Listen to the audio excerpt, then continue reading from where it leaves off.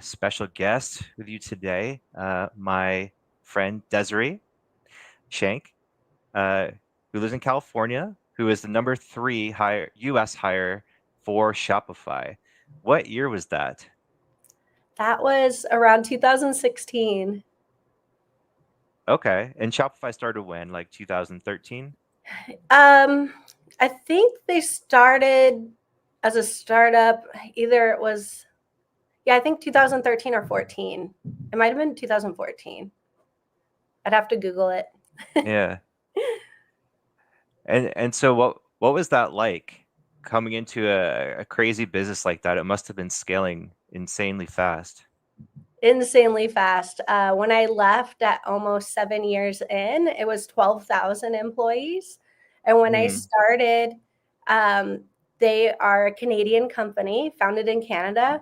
So they were growing to the US. And I think in Canada, they had like maybe around 1,000 employees already. And then when they hired the US team, I was number three, and they were growing and scaling in the US. And then we moved to APAC and then EMEA. mhm.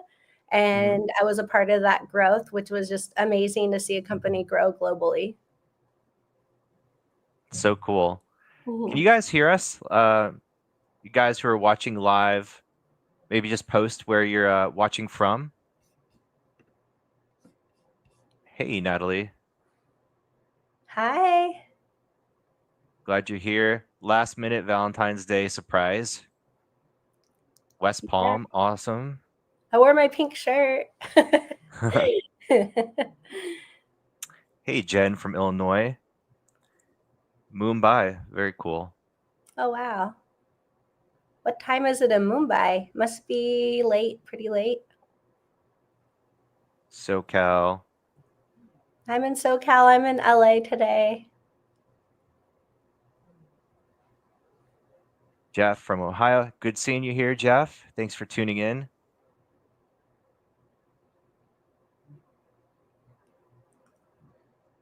Gina, thanks a lot for your support.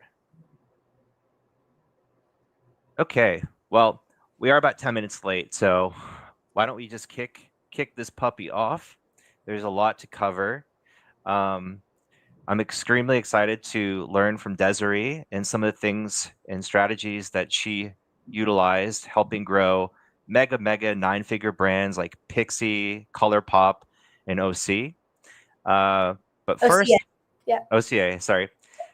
Before that, I always like to reiterate what Beauty Boss is because there's a lot of new folks joining every single day. They probably have never, seen me before either. But I'm Eric. I'm the founder of Beauty Boss. I'm also the founder of ShineOn.com, which has been around for 10 years, and I think we've shipped over 5 million print-on-demand orders.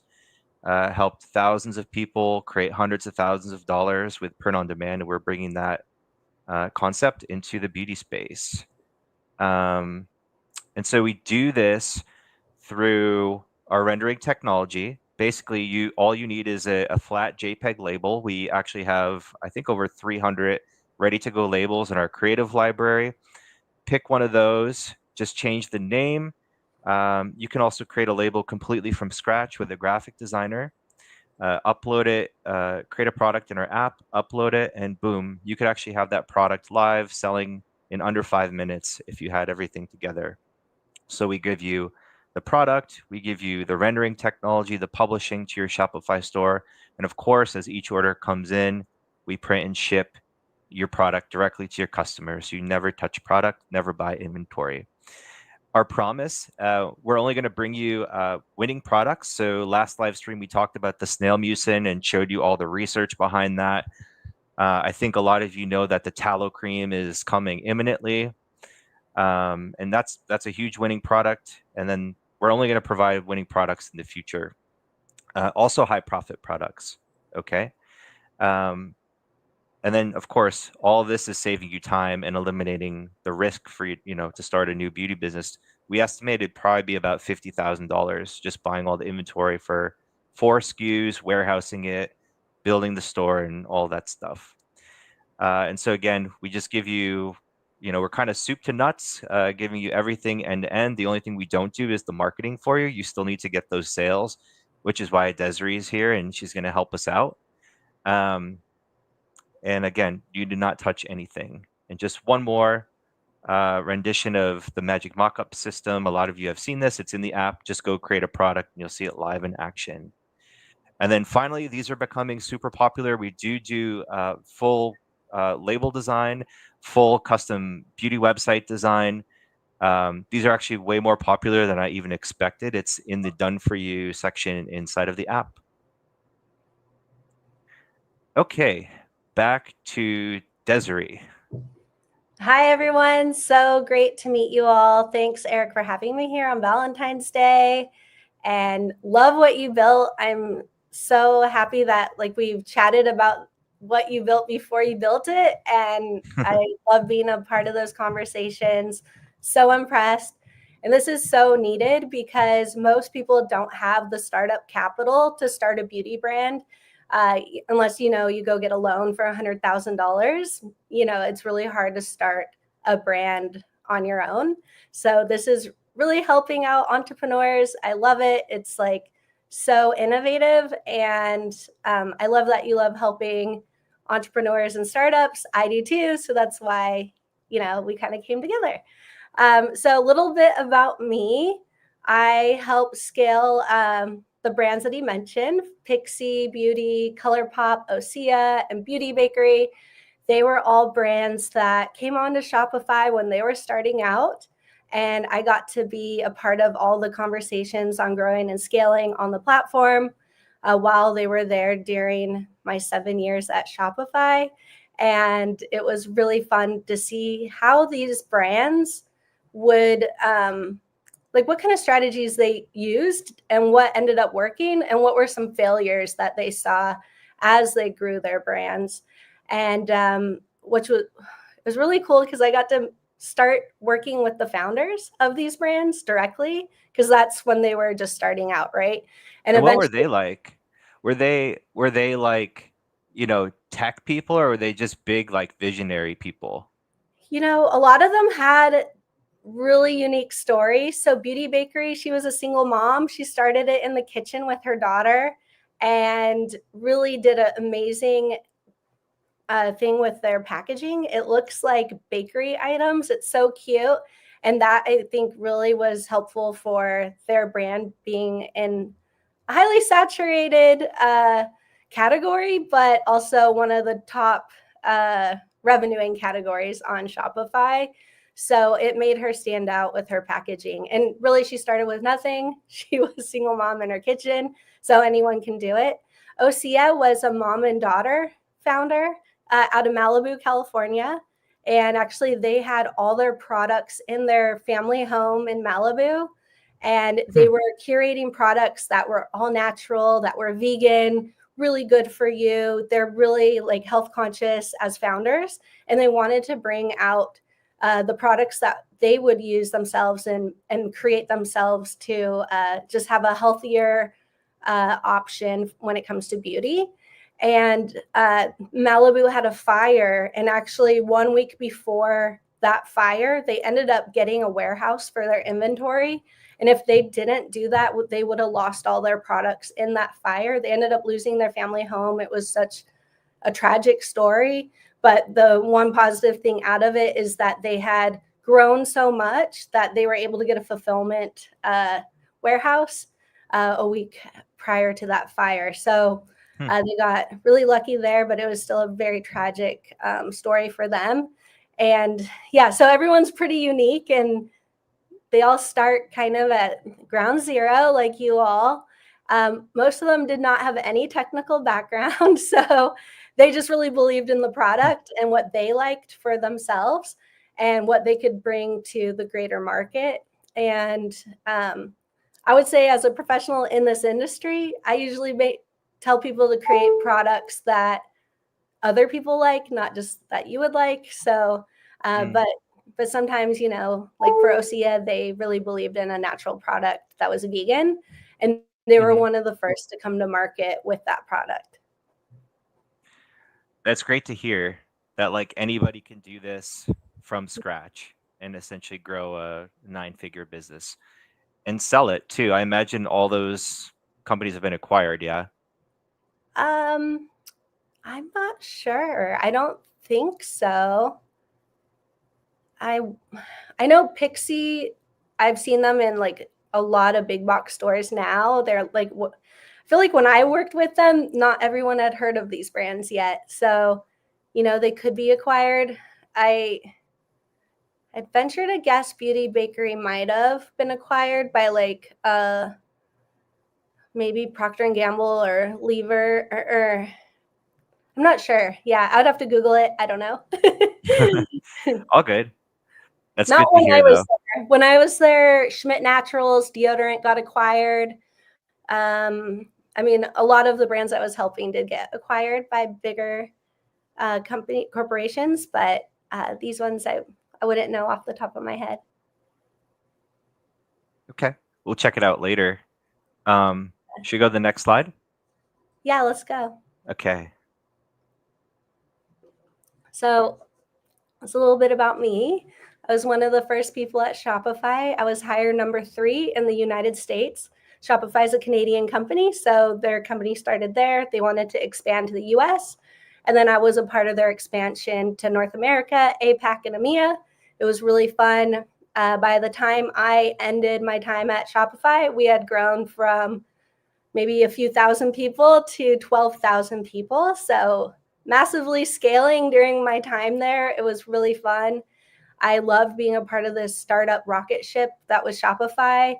And it was really great to see all of these brands coming onto the platform and building the platform to meet the needs of some of the biggest companies in the world.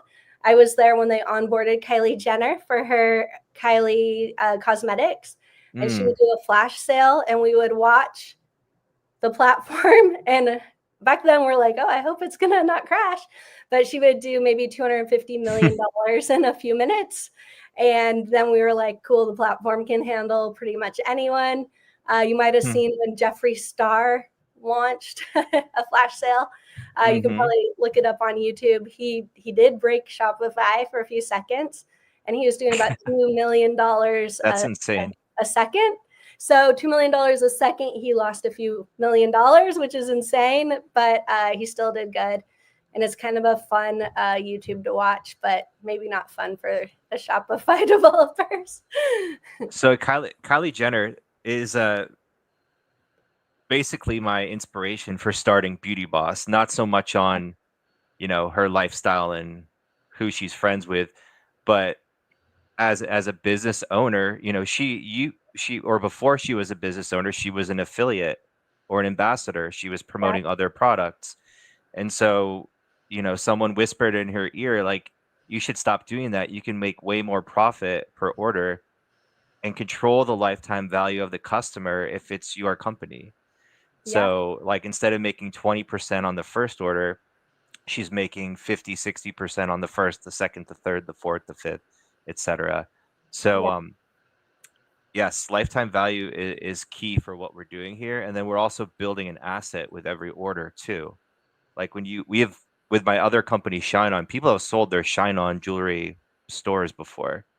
And so I expect over time people will sell their Beauty Boss stores because of their customer list. There's value in that, especially if there's a specific niche that it's in.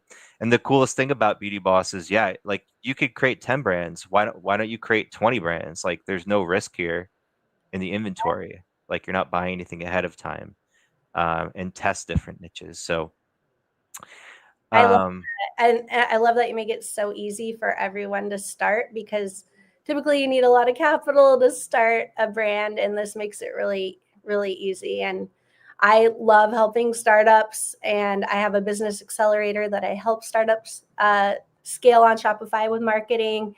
I put some links down at the bottom. Feel free to write them down or save them. My Instagram is Desiree Shank. I have my own website, Desiree Shank, and then my business accelerator is Startup Collective Society. I actually partner with the state of California, and I give away 25 grants every quarter to have people join my business accelerator. So it's been really fun. at Shopify, I ran a startup program, which was really cool. Every quarter, I brought in 50 startups. One of them was Liquid Death. If you've ever heard of that water company, they're now a $500 million company. They started in my program. And it was pretty fun to scale that. It's not beauty related, but it's water. And then prior to coming to Shopify, I started a brand. I pitched my startup on national TV for funding.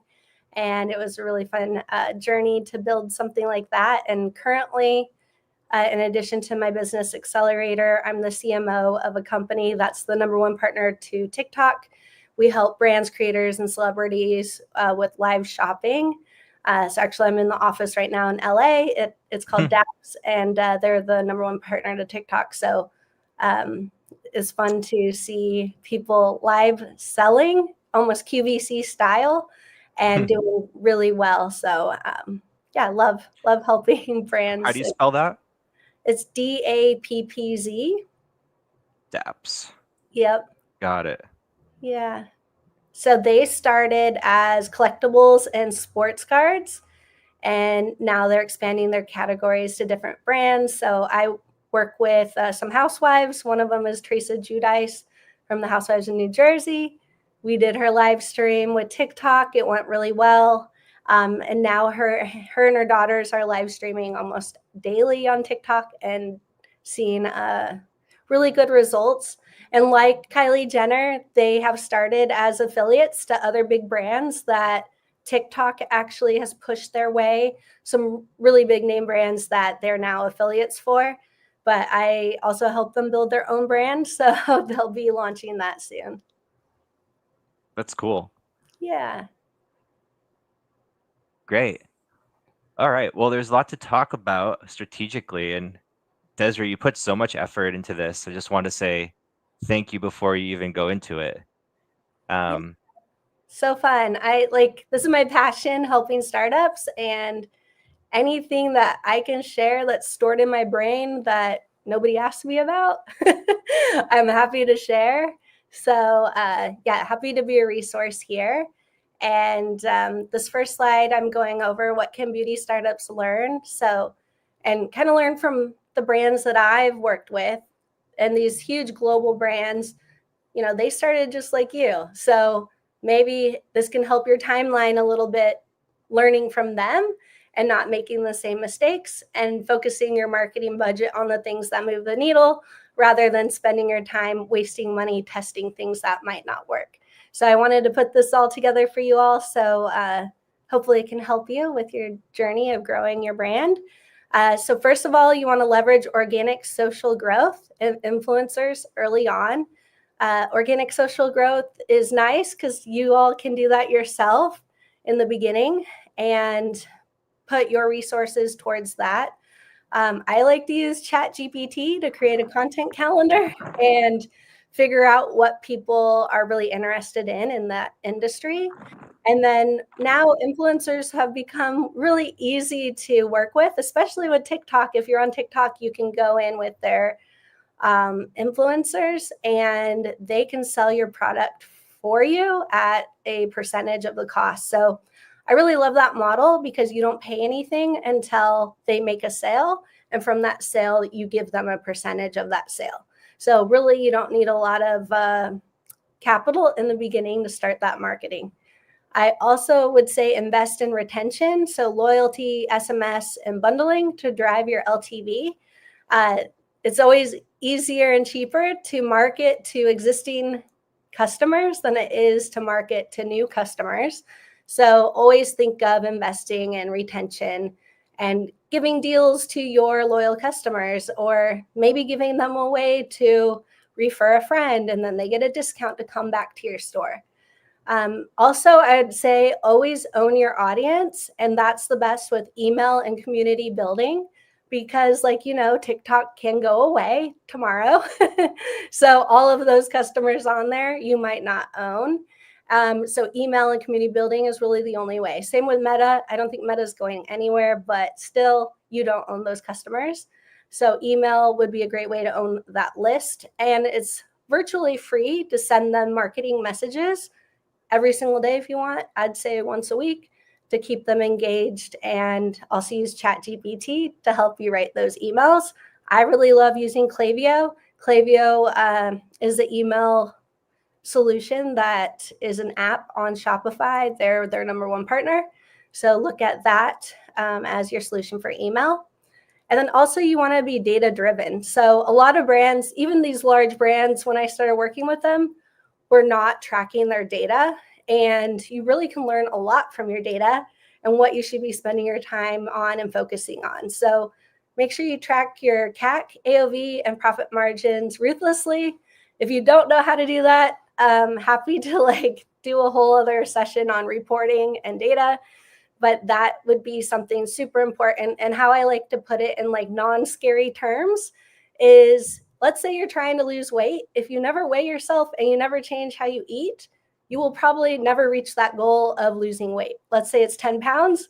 If you don't put a goal in place of, hey, I want to increase traffic to my store by 5%, and then do the things that increase traffic to your store by 5%, and you never track it or look at it, you will never reach your goals. So same thing with losing weight. If you want to lose 10 pounds, you need to weigh yourself every day, look at those numbers. You need to change how you eat. You probably need to exercise. And then you can be seeing some changes on that needle. So definitely don't be scared of reports. I want to say that right away. And Shopify has a great reporting and analytics dashboard you can always look at. Then also, I would always plan for scaling. Don't expand into retail until your D2C model is profitable. Retail is really expensive. You have a lot of overhead. When you're direct to consumer, your only overhead is your marketing, and you can control that every month. So that would be the first things that startups should learn. And applying these, you can scale smart, stay profitable, and build a following, just like all these other brands have done that. And D2C means direct to consumer. So yeah, if you are a person selling online to customers, you are direct to consumer.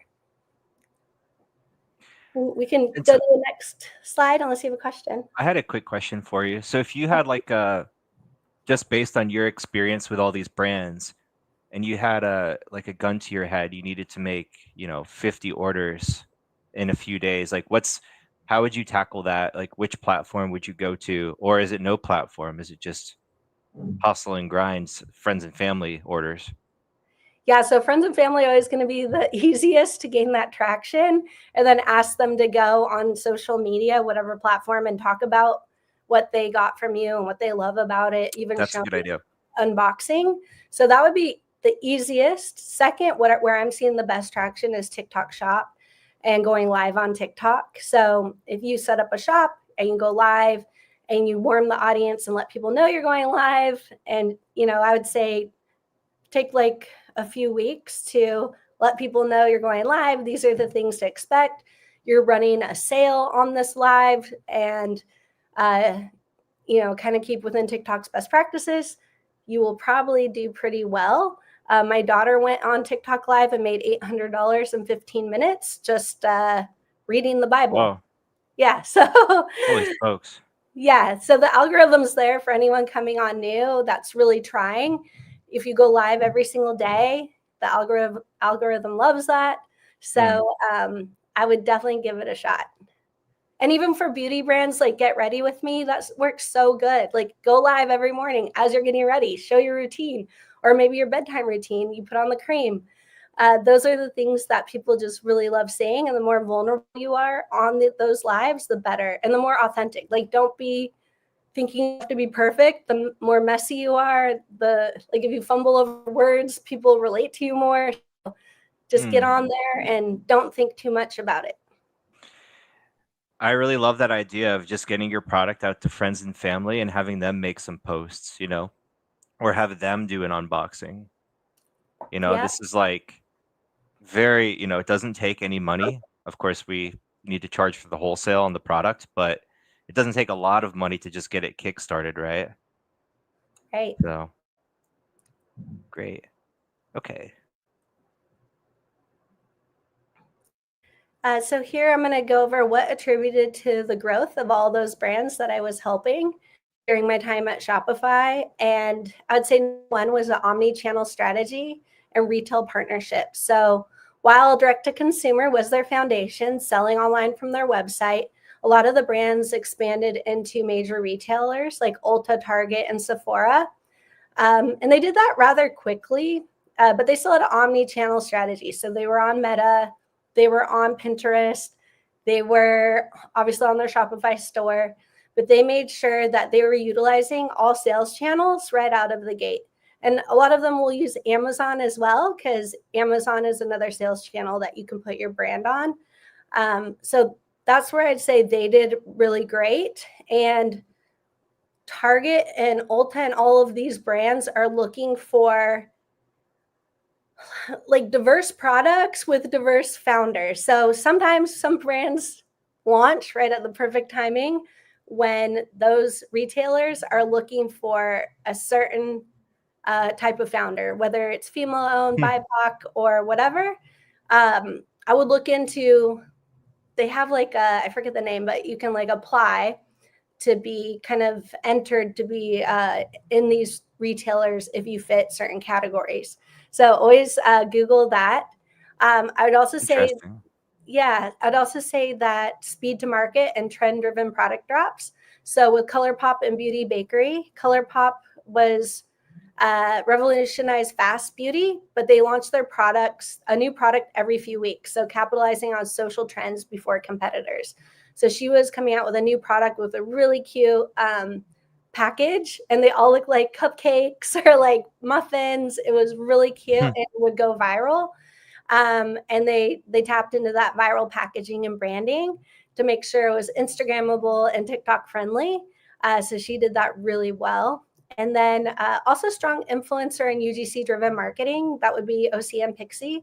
OC leaned into authentic storytelling and sustainability, leveraging micro influencers and brand advocates for credibility. I remember I was on the call with OC when one of the biggest vegan influencers tagged them in one of her posts. And immediately they were like, can you reach out to her and ask her if she would talk about our products more, tag about our products? Can we send her more product? And they didn't even plan that. They didn't ask that influencer to talk about their product. They didn't even pay them. They just randomly tagged them. And actually, if I didn't let them know that they were tagged by that vegan influencer, they probably would have never known. But I just happened to be on a call and I was like, oh my gosh, do you see this person tagged you? And they're like, no, we didn't know. So those are some things that just like happen out of luck, I guess. Someone loves your brand and it's the right person at the right time. And then with PIXI, they became a cult favorite. So they had a lot of consistent UGC, which is user generated content. So their customers is creating content and posting about them and tagging them, which makes it really authentic because it's becoming word of mouth, not directly from the brand. And then they did PR seeding to beauty editors and skincare influencers, which worked really well. And so, yeah, it almost seems like a new brand like can't survive unless it has a really good founder story. Like you see this with every single food in Whole Foods. It's like, you know, oh, like we had this crazy idea of making oatmeal like in the morning with my kids and blah blah blah. And so we came up with the XYZ brand. You know, it almost feels like that's like the barrier to entry to becoming any type of big brand. Yeah, I think having great storytelling and a founder story always helps for you to stand out. Yeah. And I think our users too, like there's probably more there in their personal lives than they even think. You know, of course we can fudge the story a little bit too. Who doesn't fudge the story a bit to Yeah, make it cool? But embellish a little bit, that's yeah. fine. And fit in the categories that you want to be known as, and think of your personal brand too, right? Like I have my own personal brand, and the way you figure that out is ask your friends and family, what do you think about when someone mentions my name? Like, who do you think I am? And get that list. And if that list is what you want to be known for, cool. If it's not, start building your personal brand to match what you want to be known for. And if that's someone that's innovative, creating these beauty products because you have some sort of skin condition or ailment that you're trying to solve, or maybe you're aging like me and I'm like, where are these wrinkles coming from? So I think, figure out what that story is and what problem you're solving, and then create that founder story. And I think it's really important for a founder to be behind their brand. If you look at some of the biggest brands, you know who the founders are. You think of Apple, you know who that founder is. You think of Microsoft, you know who that guy is. Think of Virgin Airlines, you know who that founder is. So think of the brands and the stories you really love, and then come up with your own. That's really good advice. Thank you. Been doing this a while. Yeah. That's so true about the founder. Like, people think Elon when they think Tesla, Exactly. Yep. And then, like, even my friends in e-commerce, I have a lot of friends that have 9-figure companies, eight-figure companies, and like they're still making a lot of the content themselves for that brand. So I don't think that's ever going to necessarily stop. And if you have not gone live, if you have not launched to market, like, you just have to do it. You can't. Yeah. It's kind of scary at first, but the more you show up, the easier it gets. Yeah, and these like young kids, my kids are teenagers, they're on video all day. They're FaceTiming their friends. They're everything is on video. So like, this is where we're going and where we're at, and you just have to get comfortable being in front of the camera, and it really helps with your brand. And so push yourself to be uncomfortable, and then you'll get more used to it. Okay, subscription and loyalty models. Yeah, so I would say it's always easier to market to your existing customer base. So you want to incentivize repeat purchases, and that can be done with subscriptions. And especially with beauty products, you know that they're going to run out. So probably in 30 days, they need to be replenished. And people might not remember, or they're like, oh, my bottle's empty. They throw it away, and then they kind of forget about it. And then they're at the store and they just kind of buy what's convenient. So a great way to incentivize repeat purchases is to get them on a subscription. It replenishes every 30 days, or give them like a few options, maybe every 60 days, and get them in that sales cycle of always repeat purchasing from your brand. The great thing about a consumable, people always consume it and then they need more. So I was talking with a big creator on YouTube. They wanted to come out with a product that was like a one and done purchase. And I go, hey, while that's a great idea, you should really think of something that's consumable, that someone will need to keep replenishing every month, because otherwise you have a customer one time and then you're done. And they were like, oh, I didn't think about that. So beauty brands already winning in that category, because they do need to keep buying from you. And then I love loyalty models. So if you have like VIP customers that, whatever parameters you set for that VIP customer, you can send them like a VIP email flow. They get early access to the latest product drop, early access to sales, all these things to make your customer feel really special and connected to your brand. These are great ways to build loyal customers that you can retain for years and years and years. And you really don't need to spend marketing dollars to keep them. You just need to make them feel special. And that's really what a brand needs to always do to keep those customers, is they feel special and they feel heard. And another thing, which kind of gets into the next thing, which is best in class retention and personalization. I should have added customer service as well. I totally forgot to add that, but I'll talk about it too. But adding custom quizzes to your site, which there are apps on Shopify to create quizzes to see what kind of skin type they have, what would be the best solution out of your beauty products for their skin type, or whatever problem they need to solve. Giving them a personalized quiz that they can figure out which product it leads to always helps. SMS marketing, which is text messaging, is really great. Comes directly to their phone. I would sign up for a couple brands' text messages to get an idea of like what type of messages and how frequently they send them. Poopery, I've worked with that brand directly. Their SMS messages are hilarious. They're fun to get. Also, Fashion Nova does really personalized SMS. So if you follow them, you can see how you would run your SMS campaign. And you can do that through Klaviyo or another SMS provider, maybe Attentive or something else who's on Shopify. And then there's a lot of AI now. So I'd really tap into AI to help you with these marketing initiatives. And then with customer service, I'd say customer service is really important. So let's say you go to a restaurant and you have an amazing experience. You love the food, the server's amazing, everything came hot. You're probably going to leave a great review about that restaurant. If you went to a restaurant and they gave you horrible service, your food was cold, all these bad things happened, you're going to leave a horrible review. And if they didn't make it right, you're never going to that restaurant again. So make sure you have a customer service plan in place. I love Gorgeous. That's a really great solution for customer service on Shopify.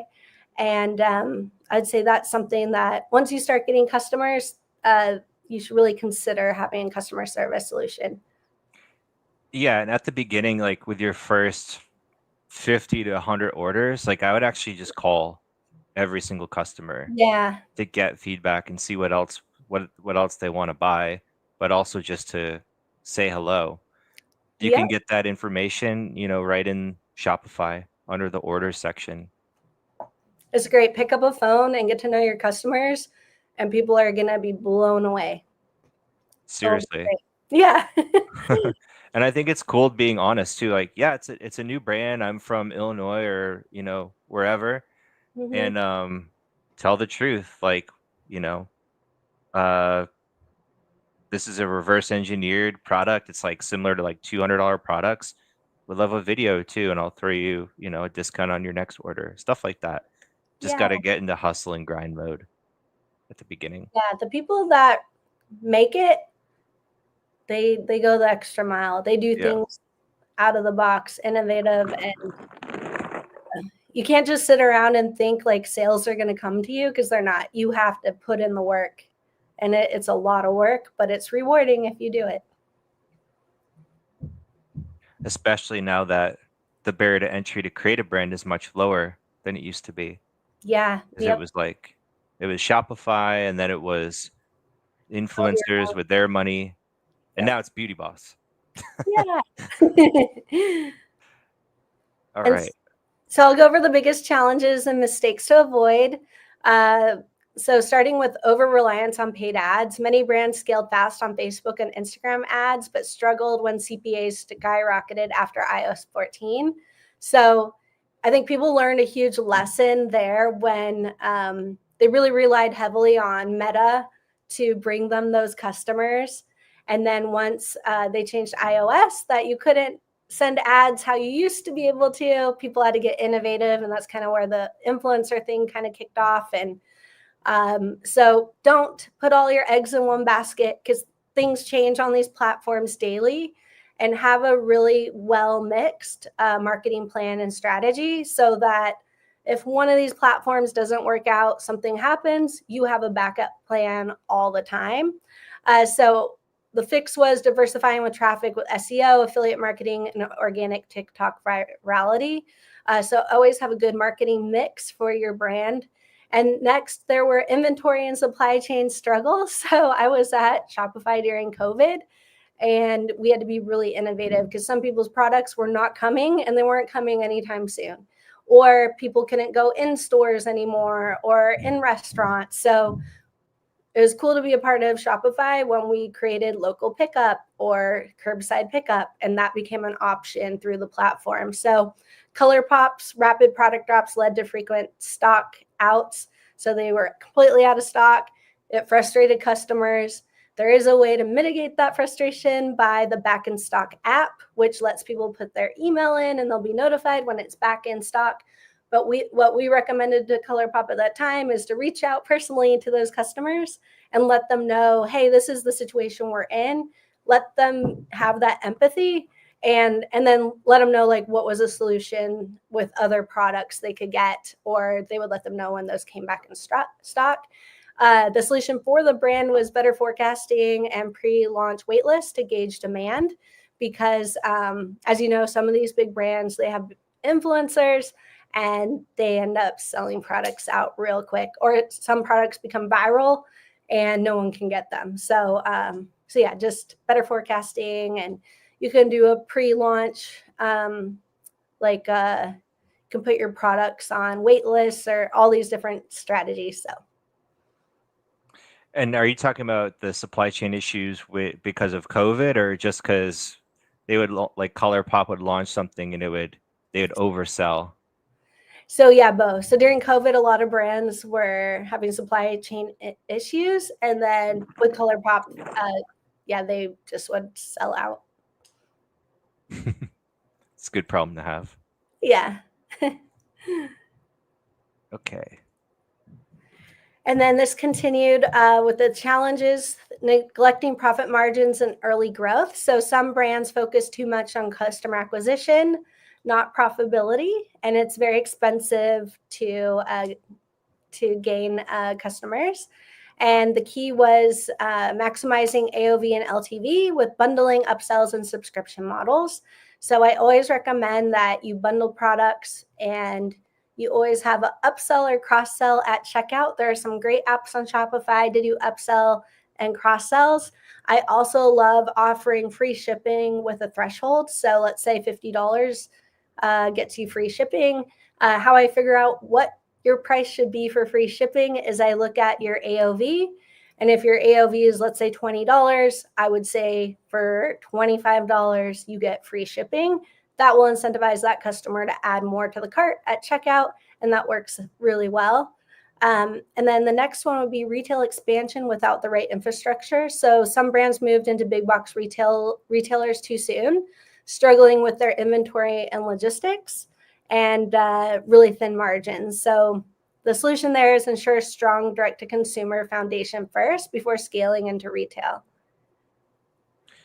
Yeah, I think wholesaling to retailers, I've heard like the average profit margin's like 6%, something like that. Yeah, it really cuts into margins. Especially Walmart, they'll beat you down. Yeah, same with Amazon. Awesome. So I think that's all we had for the slide content. Thanks again, Desiree. It's really amazing. I guess what questions does the community have? What does it take to be the next PIXI for all you guys that joined late here? What percentage would you give to subscribers? So incentive for them to become subscription customers, I would say like 10 to 15% off, and then free shipping also. I don't know your shipping strategy, but some incentive. And you can look at other brands that you want to get inspiration from and see what they offer for their subscription based on their product pricing. But I've seen people be more aggressive lately, like even 30% off the first order just to get the subscriber. Yeah, so I'd say like discounting to get a new customer to convert to be a customer for you. I think 25 to 35% is typical. But then once they've already been your customer, I think 10 to 15% is pretty average. 25% is usually like one of your sales. But I would give a higher discount for when you're trying to convert them to be a customer. And something you can do is like remarketing to them. So let's say they came to your site, they didn't become a customer. You now send them messages through email, giving them a higher discount to become a customer. And you can set a flow where, every week or two, you have a different message for that new customer acquisition flow. How to stand out over the market? Well, I think storytelling is a big part of it. And also don't just focus on one brand and one brand only. Like if you're not buying inventory, there's no reason why you can't create 10 brands with Beauty Boss, each Mhm. one going for a different segment, right? So maybe one is like a kids brand, maybe one is like a 60 plus anti-aging brand. One could be for soccer moms. One could be for wives of firefighters. There's like Yeah, all sorts of niches here. And I come from the t-shirt world before the jewelry world and the family gifts world. And now it's print on demand with beauty. And I'm telling you, like, there's so many niches here that you could target on Facebook that you're not even considering. Like, mm, in a lot of these brands that are big, like they started very niched, and a lot of them started with like one hero product, right? mm. So maybe it's like the snail mucin for you, everyone watching, or maybe it's maybe it's going to be that tallow cream or the deodorant. Now that I'm spilling the beans, we're doing a like a native style deodorant pack. So yeah, just don't be like afraid to niche down, I think, when you're starting out. And if you're running ads, you can also niche down I think that's instead. great advice.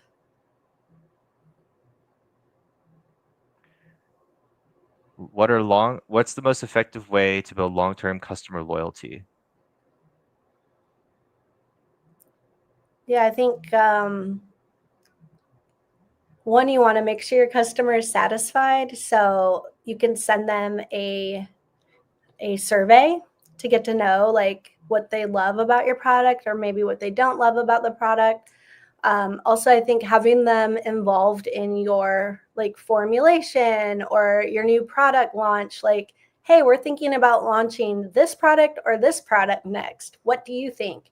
And letting them have Hmm. some sort of involvement in that decision making makes them feel more involved in your brand. And then treating them special with those VIP customer email flows so that they feel like they're getting a sneak peek at something coming in or a sale. Just always Hmm. letting them know that you're thinking about them. Yeah, and also I think people want to support other people. So like the more you show your face and like as the founder, like the more they'll buy from you, honestly. Because there is so much choice with beauty. Um that but so many of them are like faceless brands, right? Like I don't know like who any of the founders are for pretty much any product in Walmart or on Amazon. So I think that's an easy way to stand out too and build loyalty is just showing up, creating content, showing that you use your own product, you know? And then of course like the product has to be really good. So if you guys haven't ordered a sample kit of our product, you should. I think it's going to blow your socks off. Best thing to do is publish publish your products to your own store, make a coupon code for 100% off in Shopify, and then yeah, just ship it to yourself, ship it to your friends and family. Um, And that's how they get a sample. that's the way to send samples out from the Shopify store is you just give your friends and family a coupon, right? Awesome. Because it's all automated with us. Does Beauty Boss have a leaderboard of top bosses? We don't have that because like we just want to protect you guys. Like if obviously we see all the orders coming in and we see who's taking off and making the most sales, but like I wouldn't, you know, your privacy is important to me and I want to protect everybody. I wouldn't show that unless I asked you beforehand. So maybe, on one of the next lives we'll bring on one of our big boss sellers if they want to share that info. If not, you know, I'm gonna keep it to the vest. Okay.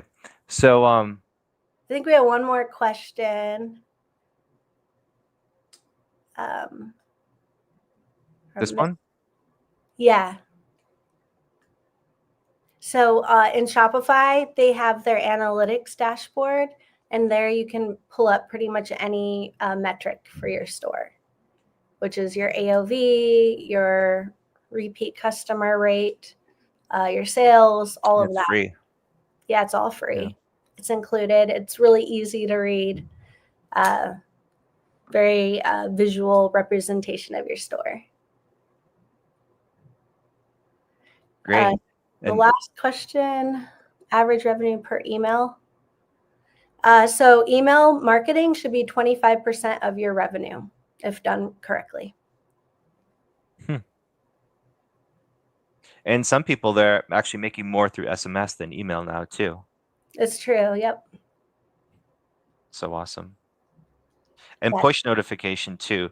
There's some new services and softwares where you can make an app for your own store.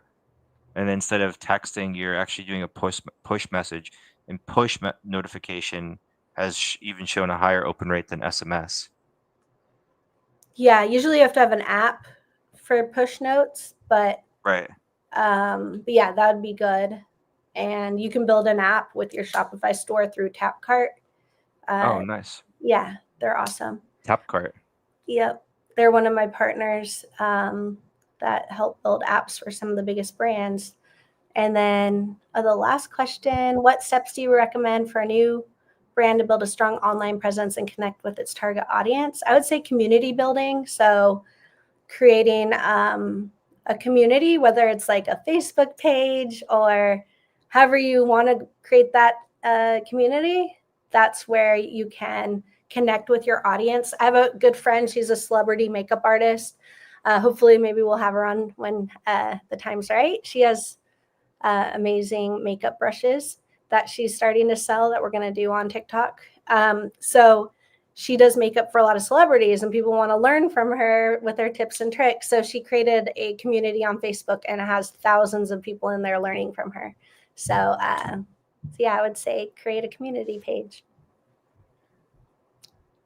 Great. Thank you for that. And I Yeah. did want to give you an opportunity just to talk about all the great things you have going on. Yeah, there I am in my hat. So my daughter has a hat company. That's why I wear these hats. Also, I'm a woman of many hats, but yeah. So my business accelerator is Startup Collective Society. You can go there, and I have a discount for you all here on a 90-day business accelerator to grow and scale your brand, utilizing all of these strategies I just discussed, plus more. And it's around $2,100, and it's $700 for the 90 days. And then I do have blueprints here. So if you're looking for a specific type of help, you can go to my blueprints, or you can go to the audits where I can audit your website, tell you what to do to optimize every single page so that it's built for conversion. Because at the end of the day, you want your website converting. And if you have Eric's team build the site, it's going to be great. I don't know if you guys build it yourself, so if you need that sort of help, it's there for you too. Great. And it would actually be great for you to maybe take a look at some of our templates just in case. It's CRO tested, but it's always good to get input from other people like yourself too. Yeah, back when I was at Shopify, I did CRO audits all the time, and even the biggest brands had a lot of things they could optimize. So always be optimizing. Things change, and you want to have your site created in a way that someone on there is going to be able to navigate easily, check out easily with the least amount of friction. And an app I like to use is called Lucky Orange.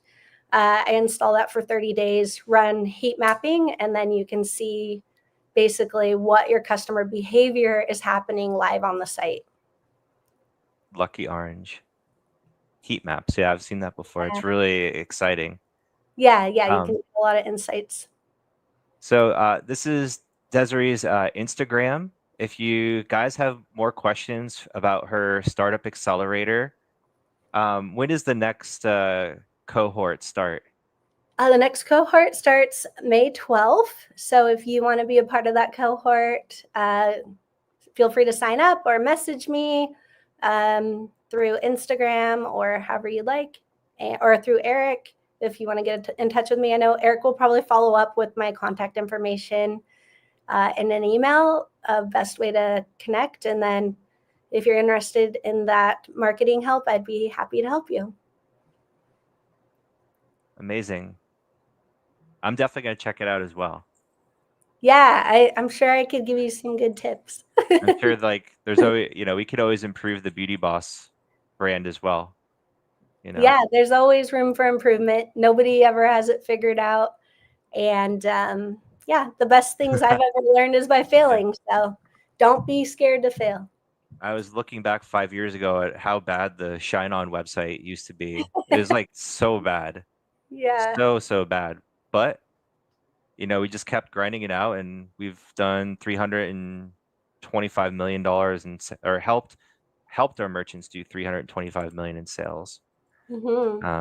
So yeah, it does not need to look pretty at the beginning. It's just you just have to keep going. It's like waking Yeah, up at 6 a.m. to do your kickboxing class. It's the same mentality here. for sure. So, all right, sounds good. And yes, thank you so much for your time. I'm sure we're gonna get a ton more people watching this in the replays on the YouTube channel, and we will email out Desiree's information for all of you guys. So, thanks again. Good luck with your brands. Have a good long weekend if you're celebrating President's Day here in the U.S. And any last words, Desiree? No, just thanks so much for having me a part of this and really excited with what you all built. It's really fun. I think I'm going to start a brand with Beauty Boss just for fun. Oh, really? That's awesome. Let's do it. Yeah, We'll take good let's do care it. of you. Thanks. I'll make a little case study for you.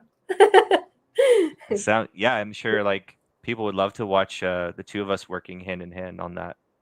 Yeah, that could be like a really cool YouTube series, how to launch your brand on Beauty Boss. Hmm, I'm Just down. yeah.